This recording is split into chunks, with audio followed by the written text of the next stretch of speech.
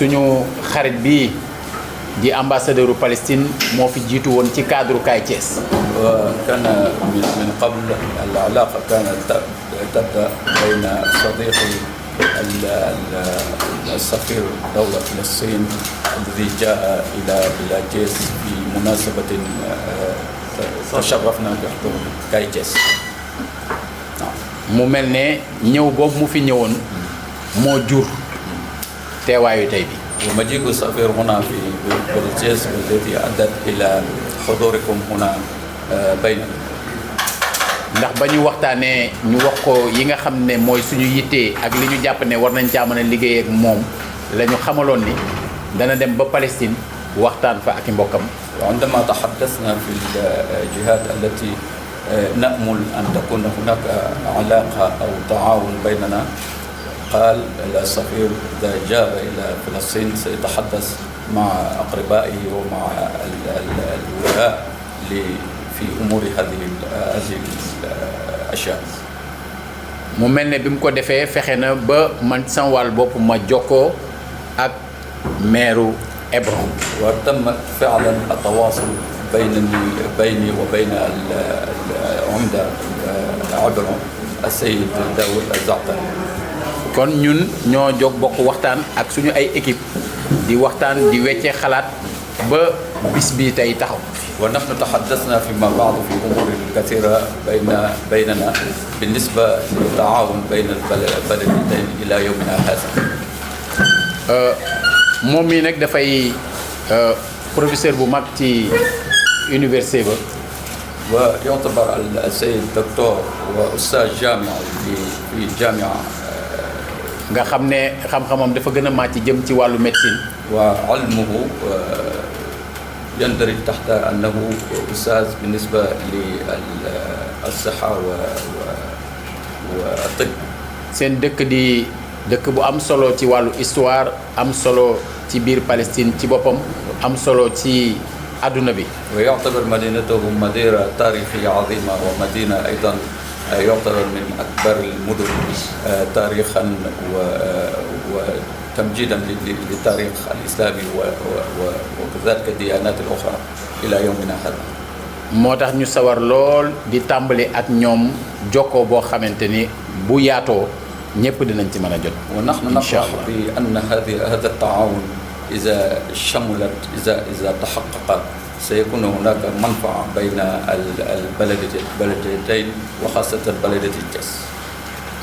mu mel ne Hébron ak Thiès dafa bëri lu leen nuróole. ويمكن أن نقول بأن مدينة عبرون ومدينة جيس هناك أوجه التشابه فيما بينهما. booy xayma ñi ko dëkkee soreewul. ونقدر أن السكان يعتبرون من هناك أوجه تشابه في المساكن واستعمال الأراضي. ñu koy faral di tudde tamit ñaareelu dëkk ca foofa. ويعتبر مدينة عبرون المدينة الثانية في دولة فلسطين. mu dëkk doon dëkk boo xamante ne ci wàllu diine dëkk bu am solo. ويمثل مدينة عبرون مدينة دينية كبيرة بالنسبة للعالم الديني أو بالأخص العالم الإسلامي. mu doon dëkk boo xam ne ci wàllu économie di koom-koom lu am solo la. وتتمتع هذه المدينة بقدرة فائقة من الاقتصاد والتنمية كذلك. mu doon dëkk boo xam ne ci wàllu culture dëkk bu ñu ràññee la. كما تلعب مدينة عبرون دورا ثقافيا تمثل جميع الأوجه النشاط بالنسبة للثقافات. ñi ngi wax nag sax ne ci dëkk yi nga xamante ne ñoom la ñu njëkk a dëkkee vraiment comme ville ginnaaw Damas dañ ko ciy tudd. ويمكن أن نقول هي بعد دمشق هي أولى مدينة عمرت وسكنت هناك. kon ngeen xam ne kon Thiès am na gan. وتعرفون بأن جيس لها طيف كبير وشريف بيننا. madame le maire Maïmouna Dieng ak waa bureau bi yëpp am nañu gan. والعمدة الثانية تعرفون بأن لكم ضيفا كبيرا وشريفا. waa conseil de ville bi yëpp am nañu gan. ومجلس الشورى في البلدية جيس لهم أيضا ضيف كبير. secrétaire général Soda Marème Diop ak waa administration bi yëpp am nañu gan. والسكرتير العام بالنسبة للبلدية والذين يعملون معها لهم أيضا ضيف كبير.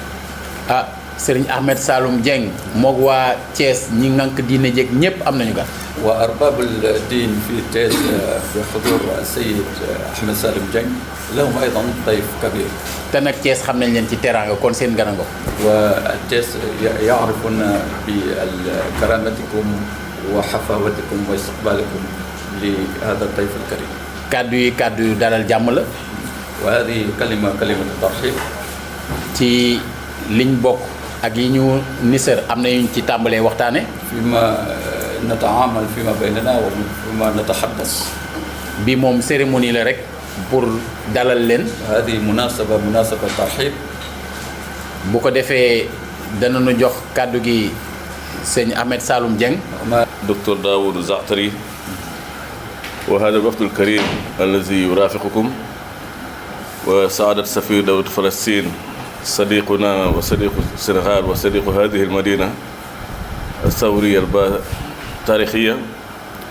نرحب بكم باسم مشايخ الطرق الصوفية والهيئات والجمعيات والمؤسسات الإسلامية في مدينة تشيس. نحن نيو monsieur le maire Seyd Daoud Zahtari ak délégation bi mu àndal ko noonu mi ngi nuyu itam ambassadeur ci dikk bi ñëw ci Thiès nee na dina kontaan lool mu jël kàddu ci turu kilifa diine yi ci Thiès. ونخصص أيضا تحية للسيد الكريم الصديق الوفي الشاب المناضل السيد تالا سيلا رئيس بلدية تشيس. nee na mi ngi beral cant ak nuyoo ci ki nga xamante ni mooy maire Thiès di Sëñ Talla Sylla ci lu am solo yi nga xamante ni moom lay taxawal. الذي فتح بمبادرة طيبة وهي مشروع كاي تشيس وهو مشروع يهدف إلى توسعة دائرة العلاقات العالمية علاقات مفتوحة بين هذه المدينة وباقي دول العالم.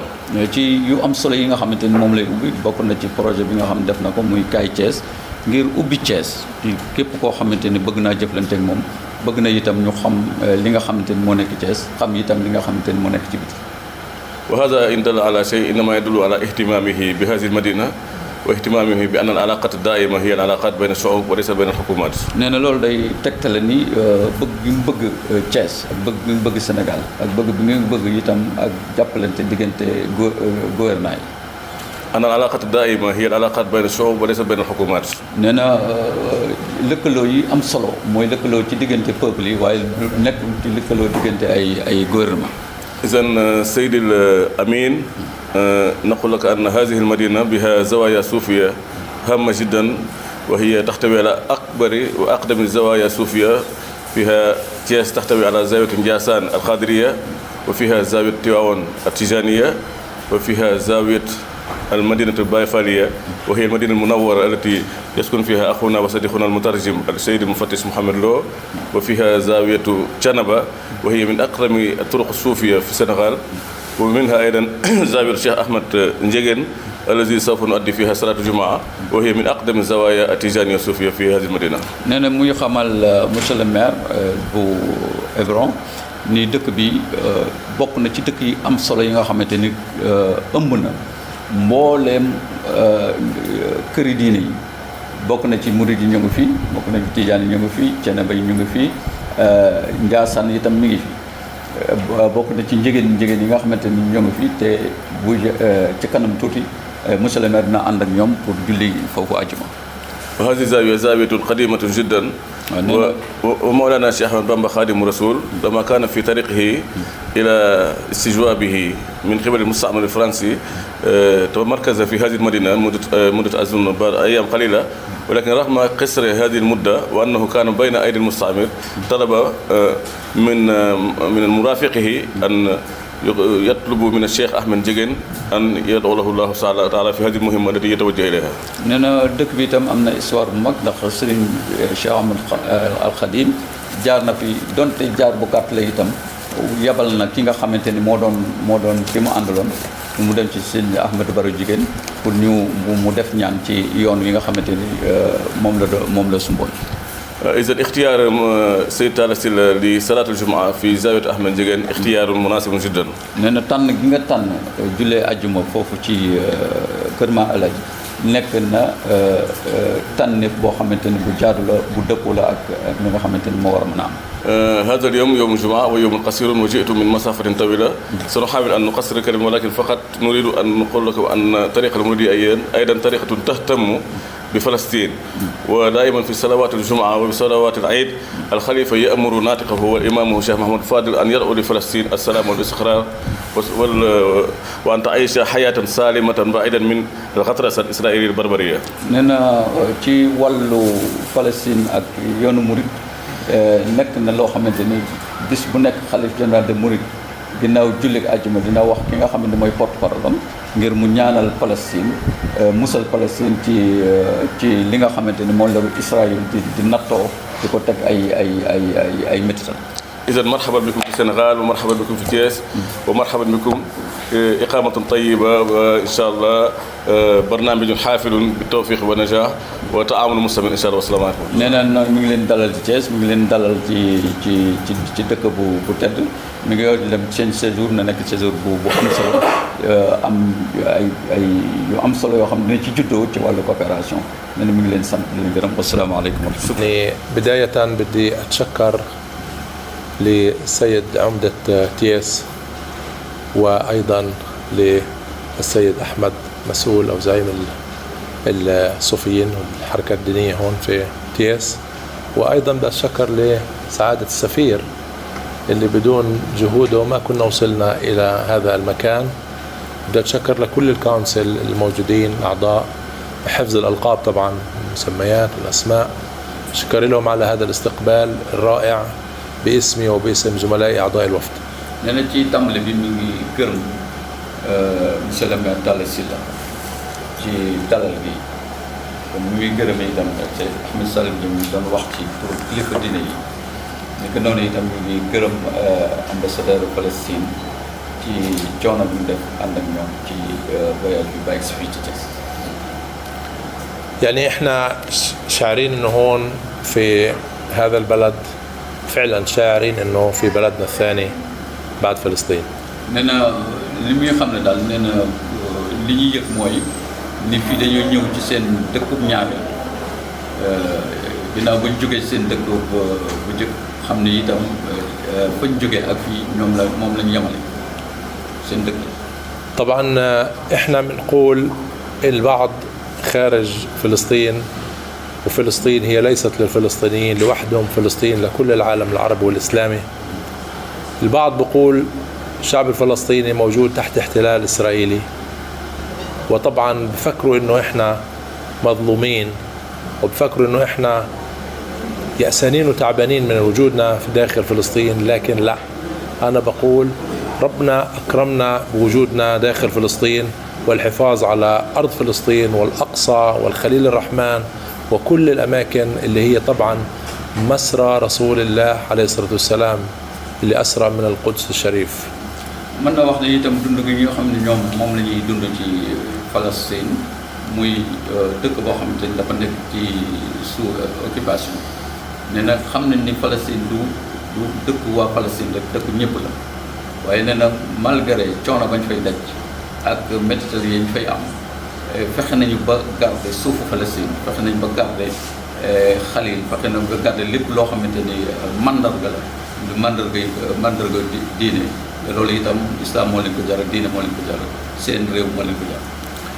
صحيح انتم بتشوفوا على التلفزيون وعلى الفضائيات الاحداث اللي بتحصل والاعتداءات والانتهاكات الاسرائيليه بقتل الاطفال وقتل الشباب والشابات طبعا بحجج امنيه اسرائيليه واهيه وغير مقبوله، ولكن الاحتلال هو احتلال، ولكن صمودنا ووجودنا على ارضنا سيبقى ان شاء الله حتى ينتهي هذا الاحتلال وتقام الدولة الفلسطينية ومن نجتمع هذا الاجتماع ما أبدأ أقول في الخليل نجتمع في القدس إن شاء الله.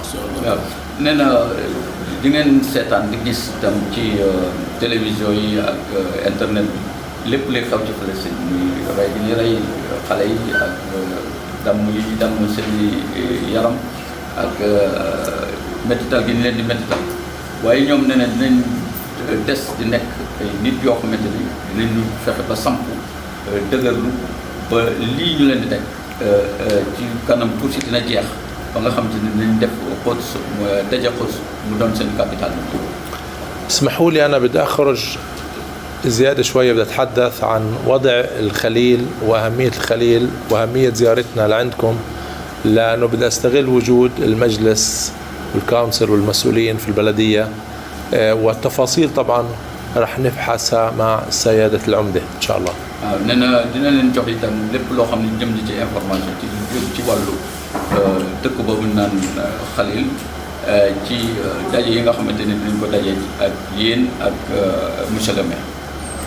يعني احنا بنتحدث عن مدينة الخليل، هي من أهم المدن الفلسطينية وأكبرها وأهمها من نواحي اقتصادية وصناعية وتجارية وتاريخية أيضا. nee na Madinat Khalil mooy dëkk bi nga xamante ni moom Khalil dëkk mooy dëkk la boo xamante ni dëkk historique la, dëkk la boo xam ne bokk na ci dëkk gën a mag ci Palestine, boo xamante ni économie ba baax na, nee na culture ba baax na, nee na jëflante yi itam àgg na ci niveau bu kawe. قمنا بعمل علاقات دولية ولدينا علاقات دولية مع كثير من المدن العالمية، سواء في أوروبا أو في أمريكا الشمالية أو أمريكا اللاتينية أو شرق آسيا أو المنطقة العربية وشمال أفريقيا، ولكن هذه أول علاقة إن شاء الله نعملها مع دولة أفريقية مساندة وداعمة للشعب الفلسطيني. والسيد الرئيس الراحل أبو عمار كان له ذكريات وتاريخ وعلاقات طيبة مع هذا البلد. nee na loolu moo leen may positionnement bi moo leen may ñu am ay relation ci Europe ci Asie, waaye nag nee na bii mooy seen premier lëkkaloo ak dëkk boo xamante ni xamee woon nañ ko nee na bu njëkk ci Yasser Arafat bi mu daan ñëw Sénégal ak relation bi mu amoon ak ñoom. وأيضا دعم السنغال لنا في الأمم المتحدة في عندما حصلنا على 138 دولة ساندت القضية الفلسطينية، وحصلنا على طبعا دعم دولي وأفريقي وعربي. يعني أنا بدي أقول إنه أنا لي الشرف كرئيس لأكبر مدينة فلسطينية آجي لعندكم ونعمل إن شاء الله أول علاقة فلسطينية بين مدينة فلسطينية ومدينة تياس في السنغال إن شاء الله. nee na loolu tam mi ngi juddoo ci bu nekkee Nations Unies am ko lu ëpp ci lu ëpp 300 pays yoo xam ni dañoo ànd ak Palestine mu nekk léegi dawla boo xamante ni am na position boo xamante ni am na ko ci àdduna bi. nee na waaye diggante seen dëkk ak dëkk Thiès nee na mooy première relation bu ñu am. dañuy fexe ba relation boobu ñu dundal ko jàpp ko ba mu jural ñu njëriñ yu bari. وأنا بقول لسعادة السفير في أثناء قدومنا وبالأمس وخلال الأشهر الماضية التي تحدثنا نريد أن نعمل علاقة تعاون ما بين تياس وما بين الخليل، وكان هنالك تواصل لمعرفة نقاط ومجالات التعاون. يعني أتينا ونريد فعلا أن نحدث علاقات للتعاون وليس فقط استقبالات وبروتوكولات ومجاملات.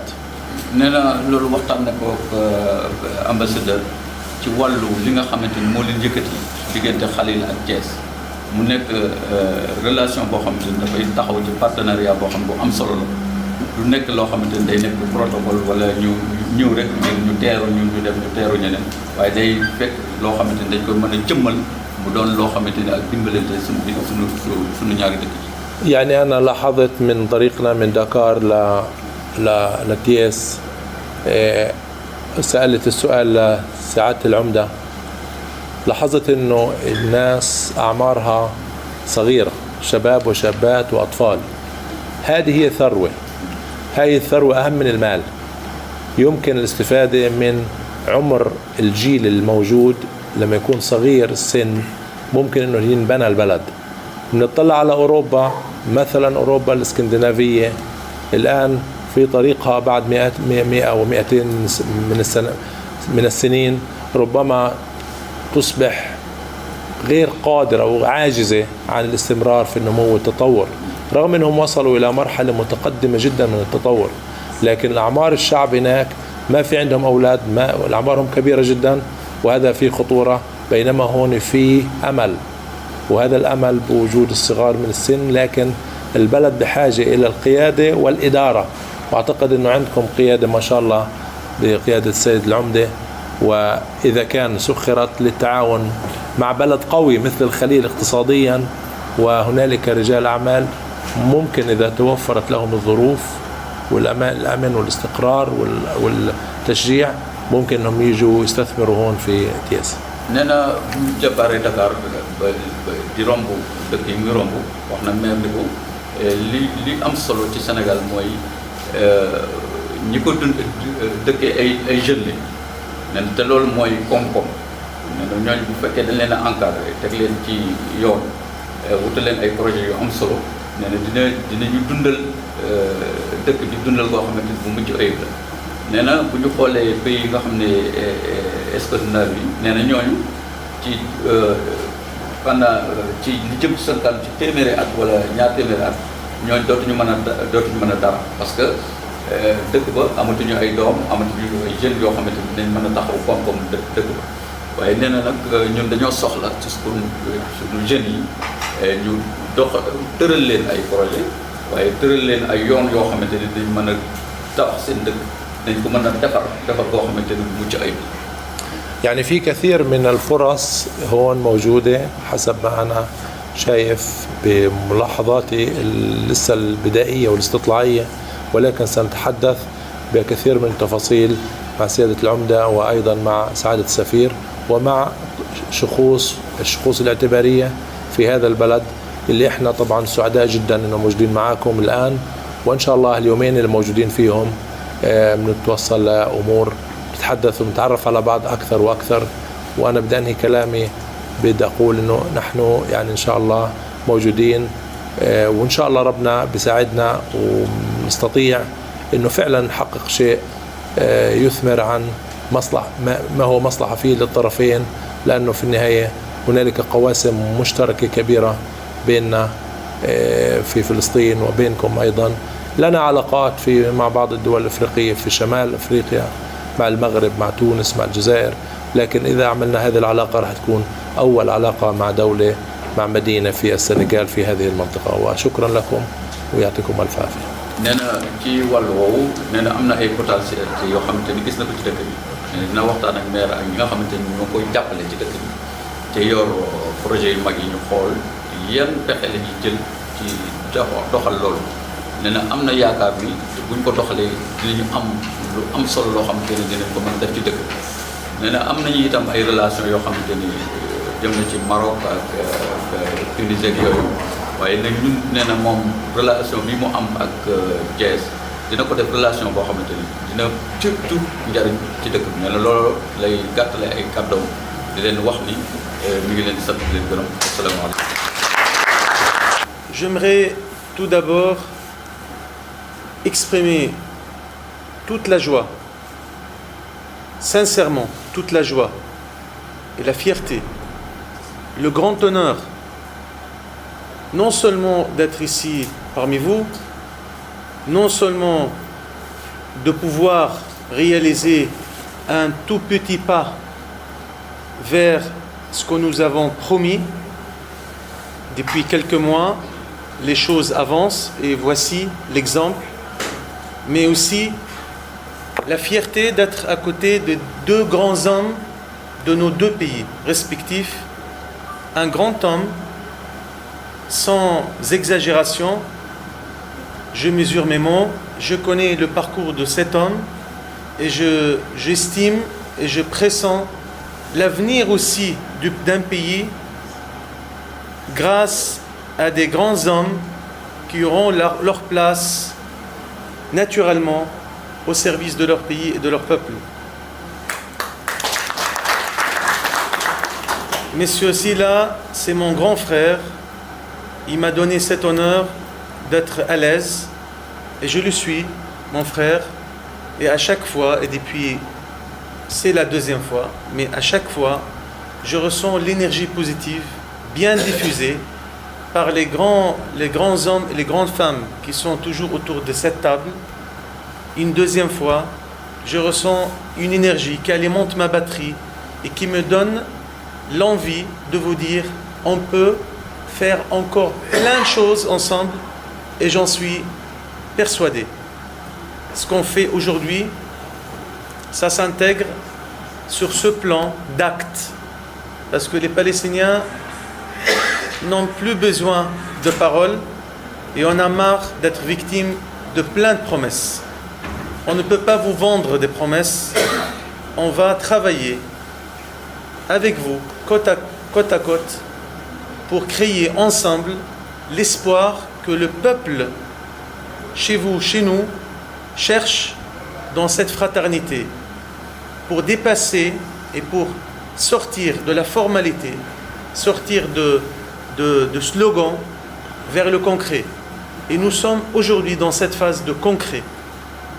Un deuxième homme, cette fois-ci de mon pays, parce que là c'est mon pays, mais là c'est mon pays également. C'est un professeur de grand élan et de grand talent. Il est très modeste pour parler de lui-même, mais c'est un homme aussi très ambitieux. Il était à l'initiative de la création de 3 universités où il a présidé, il était le recteur de la plus grande université d'Hébron, le Polytechnique d'Hébron. Et là, il y a un 3e qui est en cours, Zaytouna, à l'extérieur d'Hébron, mais c'est toujours à son initiative. Cette même personne qui a servi son peuple à travers l'académie, mais aussi à travers la vie politique, il aura également, naturellement, sa place dans un futur proche pour être parmi les leaders de ce peuple qui a assez souffert et qui a assez attendu pour voir les choses avancer vers la liberté et l'indépendance. Il est parmi ceux aussi sur lesquels nous misons en Palestine, non seulement Hébron, mais en Palestine, à l'intérieur de la Palestine, comme à l'extérieur de la Palestine, où il y a encore des Palestiniens qui n'ont pas beaucoup d'espoir, mais en voyant que le combat continue, il y a des grands hommes qui prennent le relais. Ça nous rassure en quelque sorte, malgré que l'occupation est une page noire, est un trou noir de notre histoire, et malheureusement il occupe non seulement la terre, mais aussi les têtes des gens et leur mémoire collective. Donc je ne peux pas faire un discours long, en tout cas je ne peux pas prendre la parole sans être fier d'être aux côtés de ces 2 grands hommes, de nos 2 pays, et de les remercier. Je me retourne vers vous, mesdames et messieurs, pour vous dire que nous venons de commencer. Aidez-nous, parce que ça va se faire. Aidez-nous, parce que l'espoir existe. Aidez-nous, parce que nous sommes sincères, et nous devons montrer l'exemple. Et pourquoi pas provoquer la jalousie chez d'autres, et déclencher tout un mécanisme chez d'autres confrères arabes et peut-être confrères des villes sénégalaises, africaines. Nous sommes capables. Je voulais aussi terminer toujours en insistant sur l'espoir, parce que c'est notre maladie. Nous sommes un peuple malade d'espoir, comme ça a été dit par notre grand poète Mahmoud Darwish. Et cette maladie, j'aimerais bien que ça soit contagieuse. J'aimerais bien qu'on arrive à diffuser les germes de cette maladie là où nous sommes aujourd'hui au Sénégal et en particulier à Thiès. Je souhaite que, avec cette prestigieuse délégation, en remerciant également mes collègues de l'ambassade, Mohamed et Anas, qui sont venus et qui ont travaillé avec moi pour redonner espoir à notre diplomatie qui était jusqu'à là en train de se rechercher.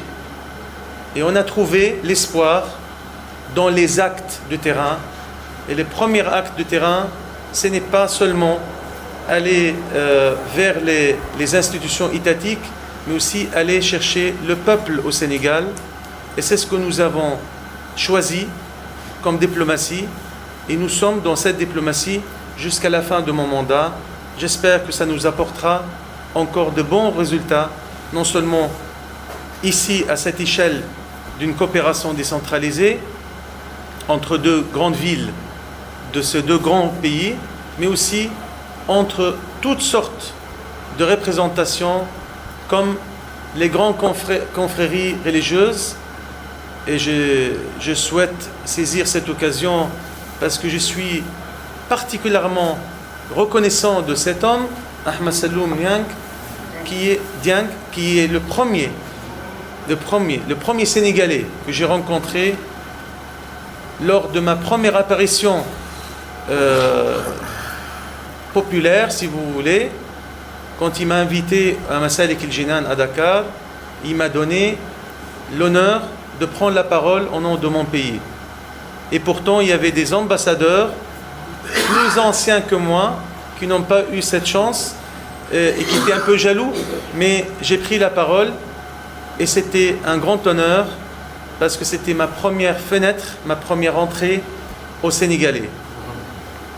C'est toujours lui, un an plus tard, parce que demain je ferai ma première année au Sénégal. Demain, le 15 octobre 2015, je suis arrivé au Sénégal. Un an plus tard, je suis fier de lui.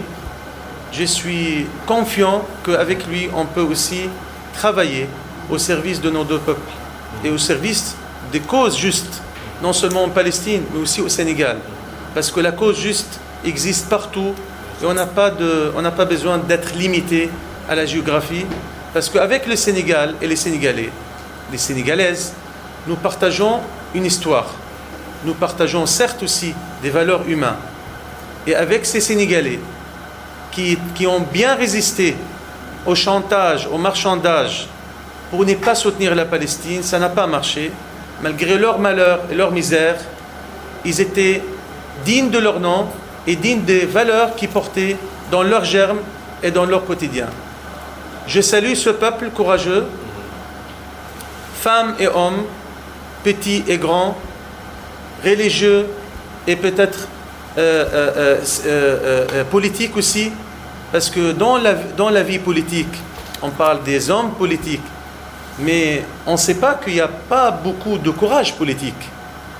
Il y a des hommes politiques partout. Il y a des hommes qui croient qu'ils font le métier de la politique, mais il y a très peu parmi eux qui ont le courage et le respect de le faire dignement.